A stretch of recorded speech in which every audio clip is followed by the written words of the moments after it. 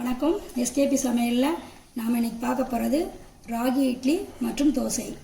தேவையான பொருட்கள்: 1 கப் இட்லி அரிசி, 1 கப் கேழ்வரகு, அரை கப் உளுந்தம்பருப்பு, 1 ஸ்பூன் வெந்தயம். இந்த வெந்தயத்தை இந்த உளுந்தம்பருப்போடு சேர்த்து 2 டைம் அலசி ஊற வச்சிடலாம். அரிசி கேழ்வரகு ரெண்டையும் தனித்தனியாக 2 டைம் அலசி நனைய வச்சிடலாம். 3 மணி நேரம் ஆச்சு, நல்லா ஊறிடுது. ஃபஸ்ட்டு உளுந்து அரைச்சி எடுத்துக்கலாம். இந்த அளவுக்கு அரைப்பட்டிருக்கு. கொஞ்சம் தண்ணி ஊற்றி நல்லா அரைச்சிக்கலாம்.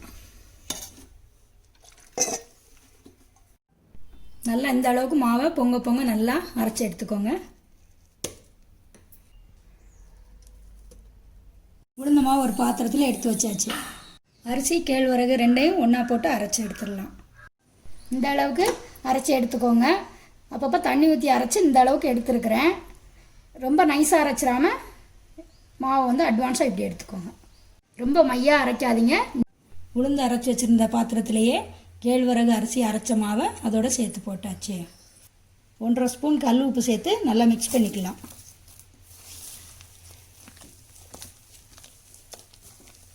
மாவு ஒன்று போல் மிக்ஸ் பண்ணியாச்சு. ஒரு தட்டு போட்டு மூடிடலாம். 8 மணி நேரம் ஆச்சு. மாவு நல்லா பொங்கிடுது. இப்போ நம்ம மேல்டாம்படியே எடுத்து இட்லி ஊற்றி வச்சிடலாம். இப்படி தட்டில் கொஞ்சம் எண்ணெய் தடவி வச்சுக்கோங்க.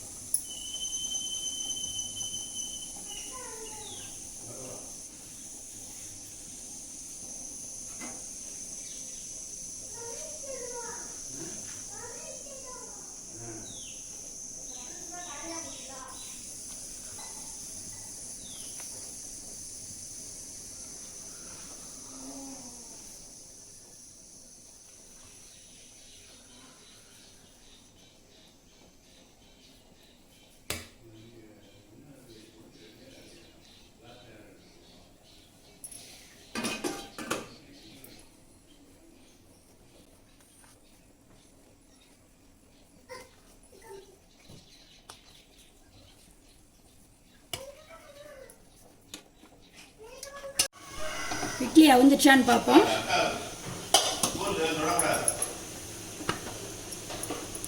இட்லி அவிஞ்சிச்சு. நம்ம இப்போ எடுத்துடலாம்.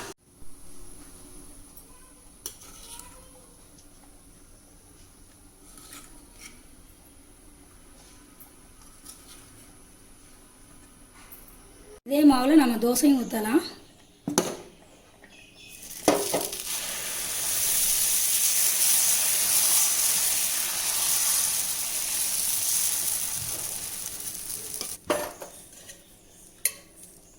கொஞ்சமாக எண்ணெய் ஊற்றிக்கலாம்.